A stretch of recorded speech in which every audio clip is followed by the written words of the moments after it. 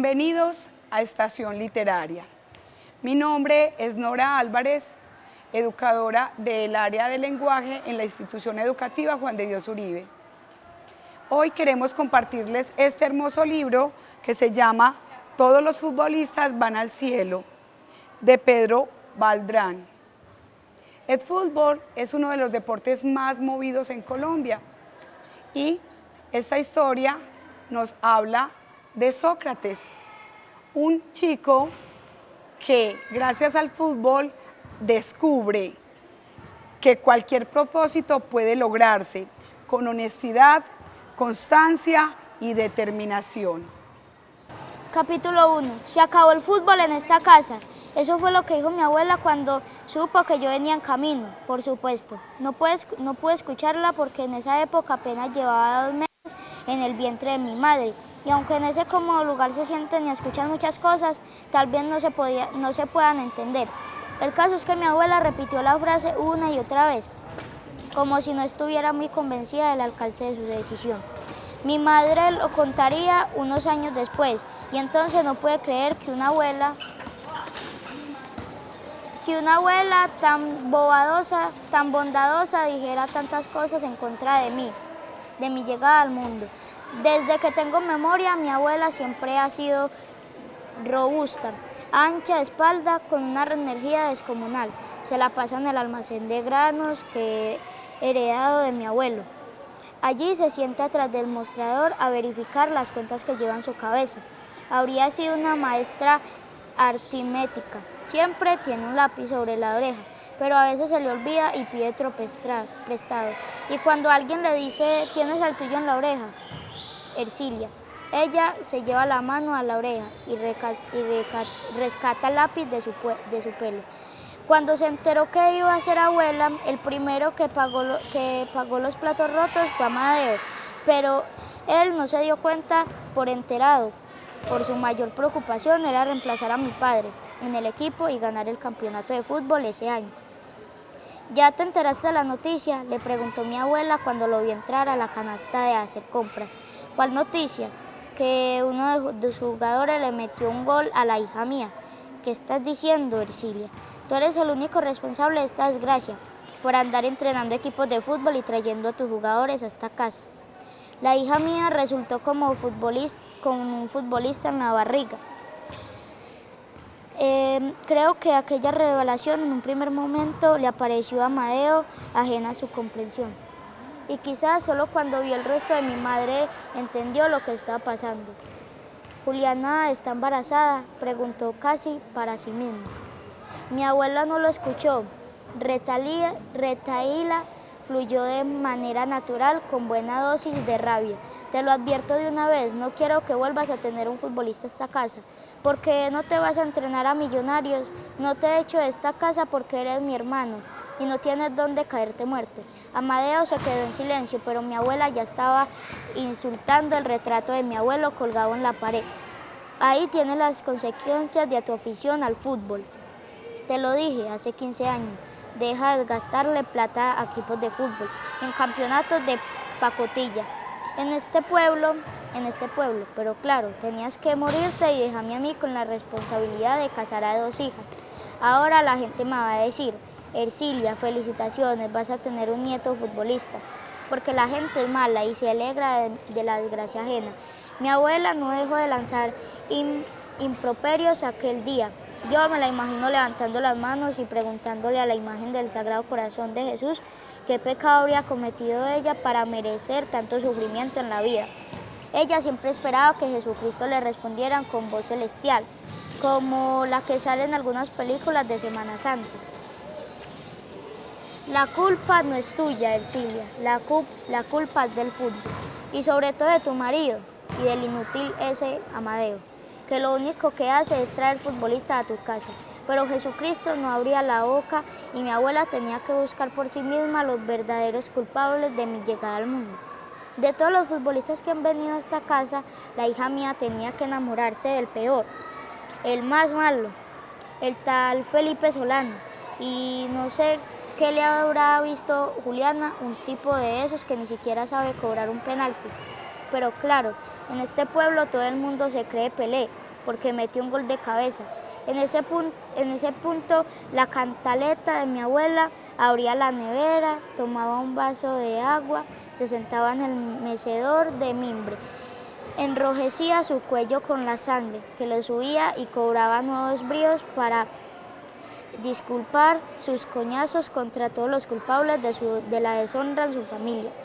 Y aunque nadie le estuviera poniendo atención, ella repetía una y otra vez: se acabó el fútbol en esta casa. Pero la verdad es que el fútbol no se acabaría en esa casa. Y Amadeo tampoco dejaría de entrenar equipos y selecciones. Lo único que sucedió fue que mi abuela cambió sus costumbres. De ser una bondadosa mujer pasó a convertirse en algo así como el terror de los niños que querían ser futbolistas. Sentada a la puerta de la casa observaba con aire falsamente desprevenido el partido de fútbol que los niños jugaban en la calle. Esperaba entonces como un cazador el acecho de la pelota llegara a su alcance. Y de inmediato la tomaba entre sus manos y le gritaba a los jugadores: esta pelota queda decomisada, porque ya les he dicho que no quiero ver fútbol en esta calle. Querían interceder por sus hijos y de manera educada solicitaban la devolución del esférico. Ella se mantenía inflexible de su decisión. Nadie, ni siquiera mi tía Marina, se atrevía a sugerirle un cambio de actitud. Los niños tuvieron que trasladar su improvisada cancha de juego varios metros más allá, pero aún así mi abuela esperaba que la pelota desbordara el campo de juego para salir a su encuentro y decomisarla. Tuve que nacer yo para que los niños vuelvan a practicar fútbol en la calle. Mi nacimiento resultó inesperado, porque la verdad es que me adelanté 2 meses y nadie estaba preparado para el asunto. Yo nací el día que Maradona le marcó 2 goles a Inglaterra en el Campeonato de México del 86. ¿Recuerdan ese partido? Yo por lo menos no lo recordaba muy bien y tuve que acudir a los videos para verlo una y otra vez. Mi madre había sentido algún dolor en el pitazo inicial, pero no quiso decir nada porque a la casa había llegado muchos vecinos que no tenían televisor y Amadeo había invitado a algunos de los jugadores de su equipo, el glorioso Unión Tenerife.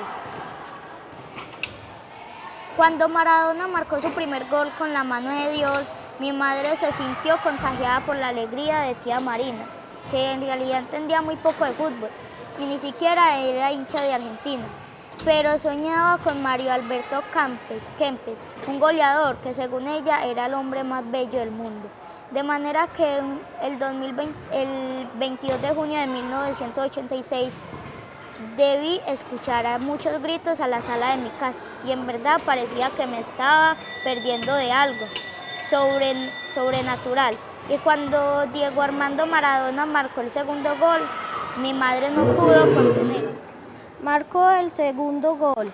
Mi madre no pudo contenerse y tal vez sintió que su hijo no podía perderse de semejante maravilla y quiso que yo naciera de inmediato.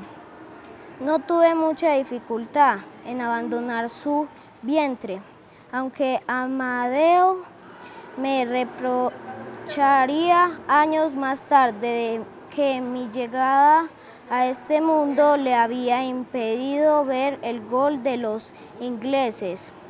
Mi abuela abandonó la iglesia y se vino como en un rápido contragolpe a auxiliar a mi madre.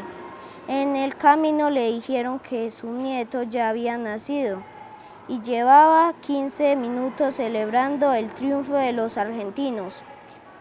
Ella no le creía y al ver la cantidad de vecinos y de amigos de Amadeo que estaban en su casa, prefirió pensar que había llegado para acompañar a su hija en el parto y no para ver un maldito partido de fútbol.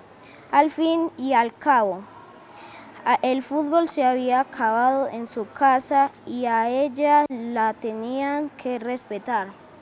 Pero cuando uno de los vecinos dijo que yo tenía que llamarme Diego Armando, ella decidió que, por respeto a la memoria de su marido, su nieto no iba a llevar el nombre de un jugador argentino. En esta casa siempre hemos sido brasileros dijo de una manera inapelable. Y como uno de los jugadores brasileños de la época era también estudiante de medicina, a mi abuela se le iluminó la cabeza y dijo: se llamará Sócrates y prefiero que sea médico y no futbolista. Nadie osó contradecirla, ni siquiera Amadeo, que en verdad era hincha de Argentina. Dicen que mi abuela entonces me cargó, me besó y empezó a sentir que el fútbol era la mejor bendición que había llegado a nuestra casa. Capítulo 2. Todavía recuerdo cuando pateé por primera vez una pelota de fútbol. Tenía 4 años. Mi abuela me arrullaba en el mecedor de mimbre que sacaba a la puerta de la calle. Por esos días, los niños de mi barrio recobraron la confianza y volvieron a jugar frente a mi casa. Mi abuela no solo devolvió todas las pelotas que había decomisado durante el embarazo de mi madre, sino que mandó a comprar balones de cuero de mejor calidad. Organizó un campeonato en el barrio con porterías improvisadas cuyos verticales eran 2 ladrillos y permitió a los 5 jugadores del equipo campeón con helados y dulces de guayaba, de manera que volvió a ser normal ver fútbol frente a mi casa. No sé si fue al final, en el intermedio o al principio de un partido, que mi abuela recogió una pelota, la colocó frente a mí y dijo: dispara, dispara. Pateé con el pie izquierdo. Era una pelota de trapo, una hermosa pelota de trapo. Desde entonces me convertí en la mascota de todos los equipos de fútbol de mi calle y en el precoz de los jugadores. Un día Amadeo descubrió mis habilidades. Dentro de poco empezarás a entrenar conmigo, dijo. Todavía no conocía muy bien a Amadeo. No sabía si era un familiar o un empleado que vivía en el patio de mi casa. A veces me parecía un extraterrestre que conversaba con las gallinas y los perros. Más tarde me di cuenta de que alimentaba a los animales de mi abuela y que siempre les preguntaba algo. Los animales parecían entender sus preguntas y él sentía a gusto entre ellos. Era el hermano de mi abuela y el mejor director técnico de toda la región. Trabajaba como profesor de gimnasia en el Colegio Superior de Tenerife y le hacía el mercado a mi abuela una vez por semana. Después del desayuno iba a la peluquería y allí discutía con mucho fervor acerca de temas futbolísticos y deportivos. En este lugar supe lo que era una discusión o una polémica, que era la palabra preferida de Amadeo. ¿Quién ha sido el mejor jugador de fútbol de toda la historia? ¿Maradona o Pelé?, preguntó un cliente. Muchos decían que Pelé y otros que Maradona, y los que discutían miraban a Amadeo para esperar su veredicto. Pero él no contestaba. Hojeaba las páginas del periódico sin interesarse en el debate. Aunque quizás se estaba muriendo por decir algo, al final no podía resistirse y lanzaba una frase que profundizaba más la discusión. Ni Maradona ni Pelé. El mejor jugador de todos los tiempos se llamaba Alfredo Di Stéfano. Yo lo vi jugar en Bogotá con Millonarios. en la época de El Dorado, y entonces la polémica se volvió más enconada. Amadeo vivía en el último de los cuartos de esa casa. Casi nunca se sentaba en la sala o en el comedor. Prefería el patio de tierra y sentir el olor de las matas de hierbabuena que mi tía Marina había sembrado contra la paredilla que nos separaba de la casa vecina. Amadeo inclinaba un taburete que se sostenía sobre dos patas y leía el periódico o una revista deportiva. Amadeo era flaco y sus venas verdes se veían correr debajo de sus carnes.